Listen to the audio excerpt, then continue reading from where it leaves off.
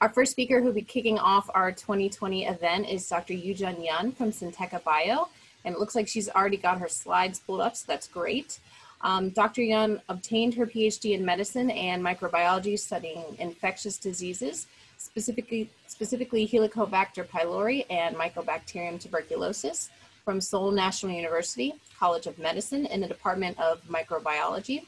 She went on to do a couple of postdocs, first at Seoul National University Hospital in the Xenotransplantation Research Center, and then at the Borstel Research Center in Germany. She then served as a research professor for 3 years at the UA Medical Research Center in Seoul, and then joined Syntekabio in 2018 as a medical science liaison. She's authored 22 publications and will be talking to us about NEOscan, combining the knowledge of cancer genome analysis and AI structure modeling for neoantigen production. All right. Okay, so yeah, so it's very nice to meet you, and it's very honored to give a talk in the mastering meeting for the first time. And for me, it's really first time to give a talk in the virtual meeting. So I hope it works well. And yeah, we will start. So I will just briefly go through the introduction of our company. Syntekabio is a drug discovery company using big data, aiming to improve the traditional drug discovery process. Here shows our AI platforms in early discovery. So maybe I will use laser. Yeah. So in early discovery stage, DIM matcher for the small molecule chemical drug discovery, and the NEOscan, which is the main topic today for neoantigen prediction. And lastly, some GBL scan for the biomarker discovery for clinical development stage. And lastly, the precision medicine service for the hospital. Today's topic, NEOscan, is a neoantigen prediction algorithm, which is for the improved selection and the prioritization of neoantigens for inclusion in the cancer vaccines. The analysis process is similar with other neoantigen prediction tools, that tumor and normal tissues are sequenced to detect the tumor-specific mutation. Then the peptide sequences harboring tumor-specific mutations are calculated for the MHC peptide binding affinity. In the process of calculating the peptide MHC binding affinity, NEOscan uses 3D structure information in addition to the amino acid linear sequences. So this 9 or 10-mer peptide can have a various structure itself. Then when it binds onto the MHC cleft, again conformational changes occurred. So we calculate the stable energy of peptide MHC complexes. Therefore, we think the competitiveness of NEOscan is a 3D structure-based prediction for neoantigen. We use our proprietary algorithms of variant calling and HLA typing algorithms, which have verified accuracy. Then structure-based prediction is followed. Especially this kind of structure, 3D modeling requires a high performance computing infrastructure. Now we have over 1,000 GPU, CPU facility in-house to calculate those heavy jobs. So I will talk about some conceptual story now. This shows the interaction between tumor cell and T cell via MHC and neoantigen peptide and TCR binding. It said neoantigen can guide to the right target, like a steering wheel in the car. Immune checkpoint like anti-PD-1 can remove the brakes. So neoantigen can be the best partner, which can get great synergy together with the PD-1 inhibitor. understand this neoantigen presentation, we have to look both genomics and structural biology in comprehensive way. If we look at the genomics part, SMP and frameshift and some pathogenic somatic mutations have been studied actively so far. So I just listed the issues probably contributed to the enhanced neoantigen field. Since Human Genome Project was started in the 1990s, NGS provoked the generation of human genetic data. This NGS era is actually called the revolution point for the neoantigen study, said by Ton Schumacher, one of the famous neoantigen researcher. As you see the graph, the only big data was chemical data before NGS era.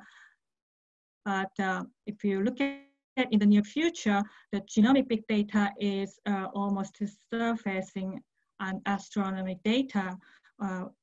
So at that point, human cannot handle them with the traditional statistic way. So there was a mind-blowing event, AlphaGo, which awakened us that we really need AI to deal with such a big and complex data.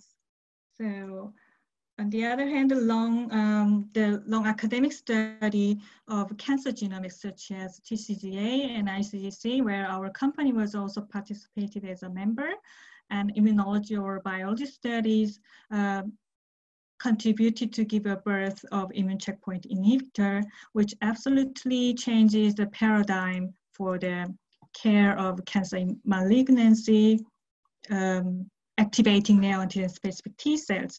So we could conclude the advance of genomics and immunology and AI actually can boost the neoantigen booming now. Even though the genomic data are accumulating tremendously, still our concrete knowledge about neoantigen is in the dark side of the moon. This paper says only tumor-associated antigen here.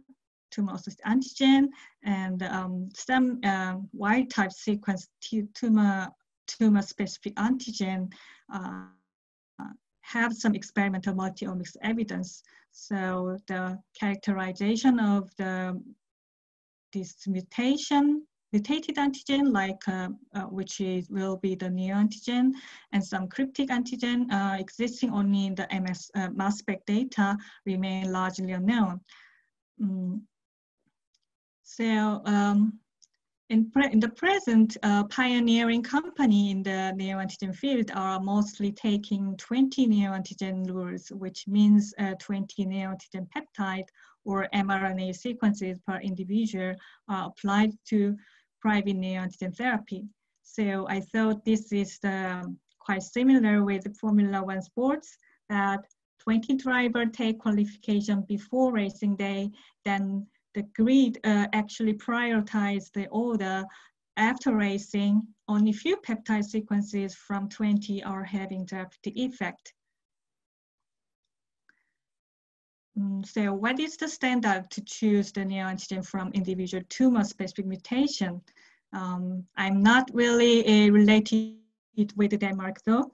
If someone asks who is the most famous Danes, someone will say the Lars Ulrich from Metallica, or some actors like Jamie Lannister or some Mads Mikkelsen, some actors, or some people will say the F1 driver Kevin Magnussen. But politically, the most famous person will be the royal queen in Denmark. But historically or all the time famous person will be the Hans Andersen. So if you look at the tumor, there are so many things to take into account to select as a neoantigen. So this all the time famous, this oncogenic driver mutation will be important, or we have to think about RNA expression or VAF, or clonality, or gene fusion, or mutant coverage. and also the dissimilarity to self and the peptide MHC binding affinity and stability. We have to think about all these things too when we choose the neoantigen. But when it comes to the therapeutic effect, the immunogenicity must be the most important. So immunogenicity actually occurs, immunogenicity against the neoantigen occurs through the TCR T-cell receptor. In my opinion, this TCR part is really mysterious. So if there are many calculations, and T-cell repertoire in human is known to be almost 20 to 110 to 6 different TCRs in 150 10 to 9 T cells. So if there is only one clone of a T cell can really specific one antigen, we can't really use the neoantigen for the therapeutics maybe. But there is known to be that one T cell clone can, with the fixed TCR, is known to recognize around 1 million distinct peptide epitopes, which is called Tcell CrossReactivity. So, and it's said a kind of this allopeptide can bind onto the MHC, which codes the conformational changes mimicking the viral or pathogenic peptide. So this shows for the cross-reactivity, the conformational change, conformational things is really important. And here also shows that neoantigen immunogenicity is related to the degree of similarity between the self-antigen and the foreign antigen. So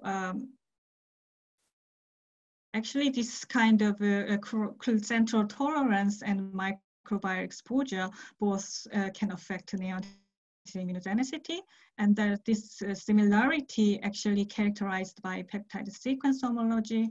Not only this sequence, but also the three-dimensional shape and hydrophobicity and change in length of the side chain of mutated amino acid.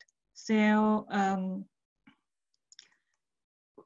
eventually this neoantigen foreignness, which comes from the conformational property, is the key factor for immunogenicity.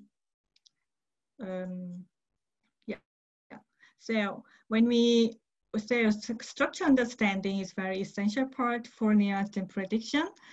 For this kind of 3D structure analysis, there are so many features which can influence the binding, such as hydrophobicity, charge, angles, and even environmental factors. How we can choose the critical features which can influence the actual binding. So for that, we need to get help from the AI.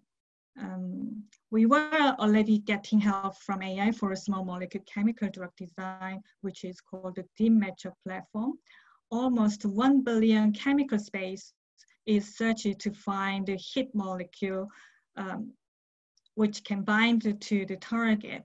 Especially this 3D molecular dynamic simulation part uses DIM learning to predict the binding affinity,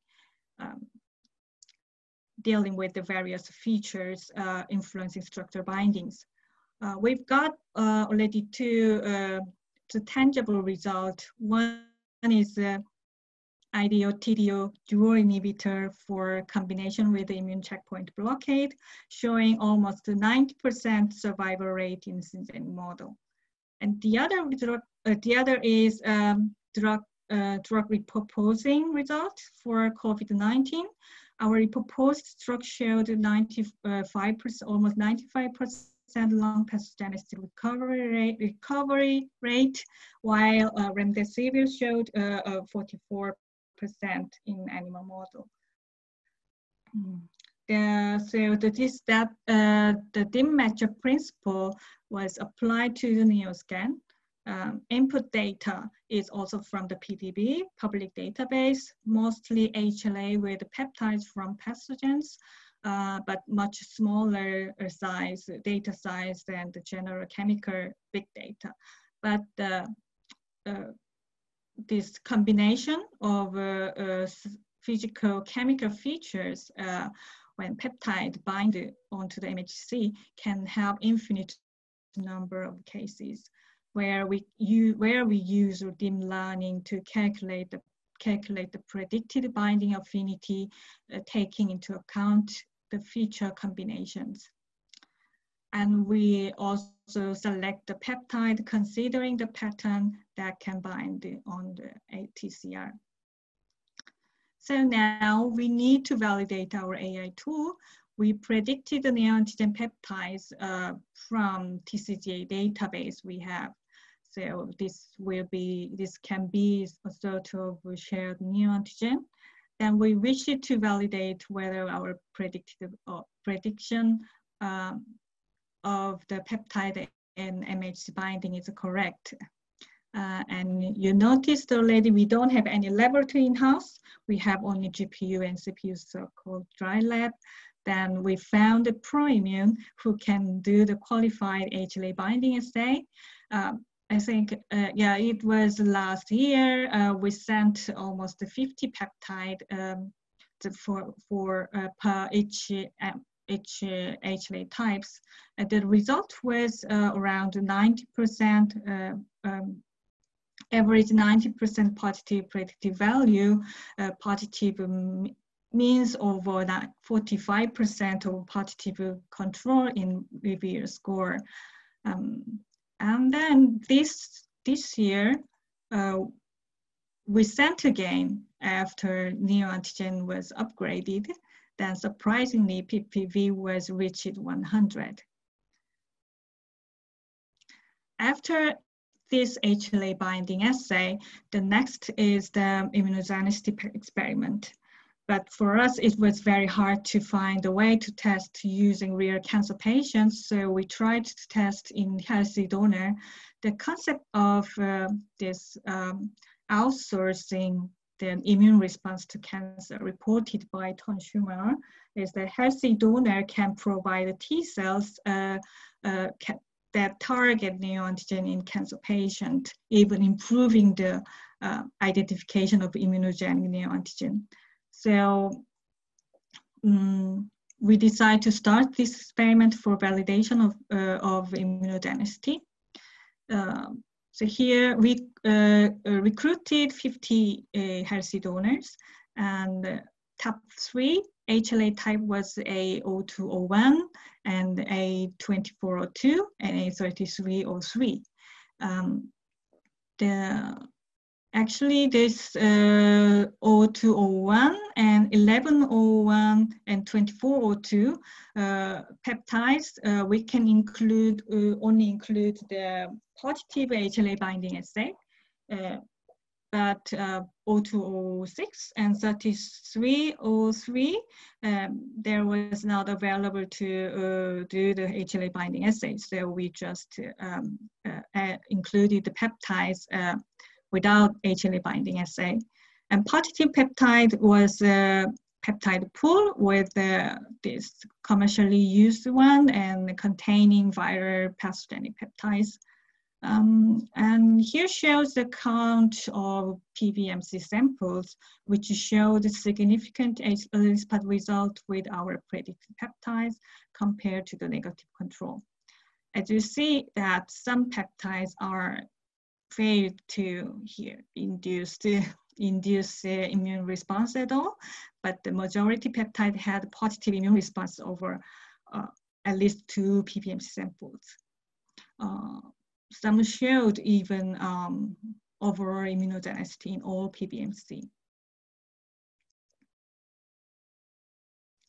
The early spot result of this HLA A0206 and HLA 1101.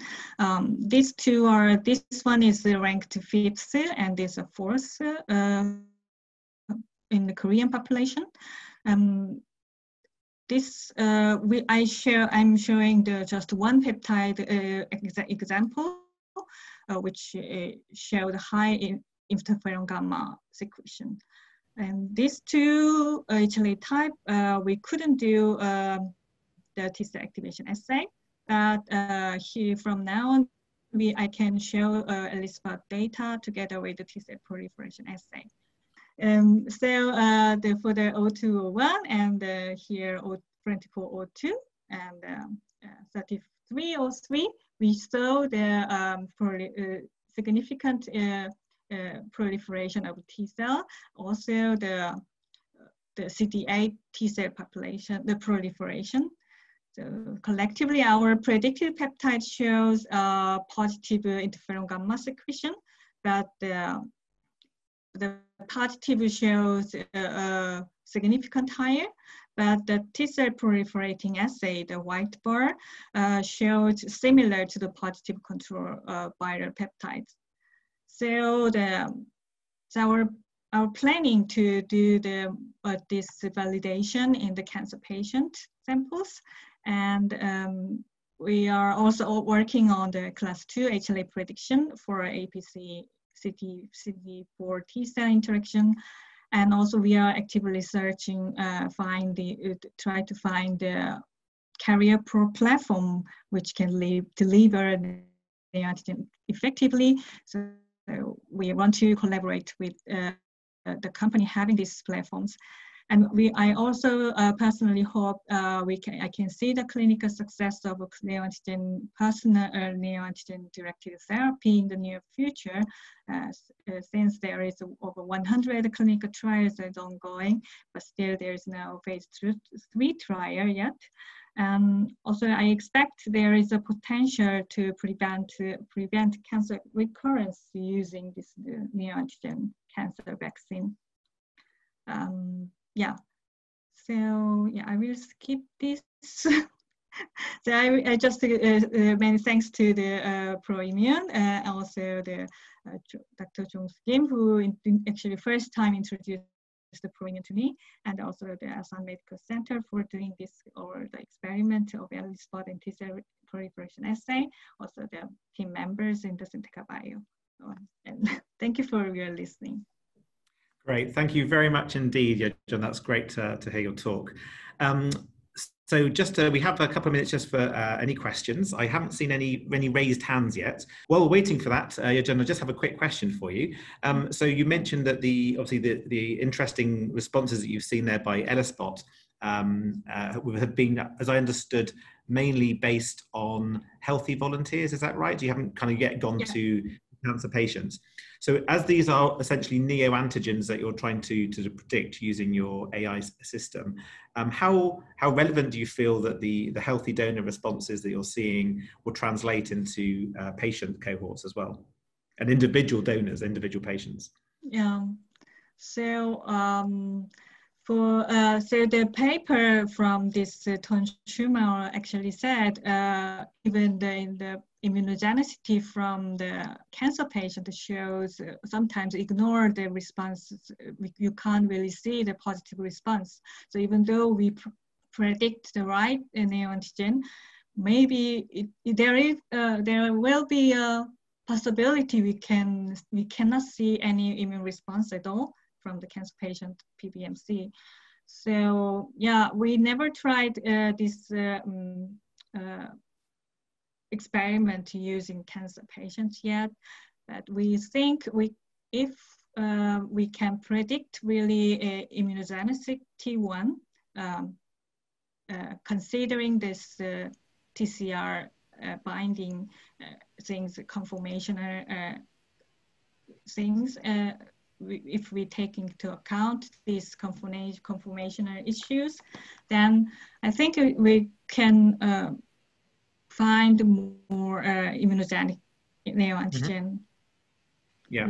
So do you think that the fact that you're working with using ELISpot primarily, do you think that's going to be a sensitive enough readout? Because I guess typically that's for more looking at recall responses, and if you're looking at very low frequency T cell precursors, more like proliferation assays or other sensitive approaches might be better? So yeah, actually, if you see, there is some graph showed only 5 spot, but which showed significant, statistically significant, but still 5 spot is too small.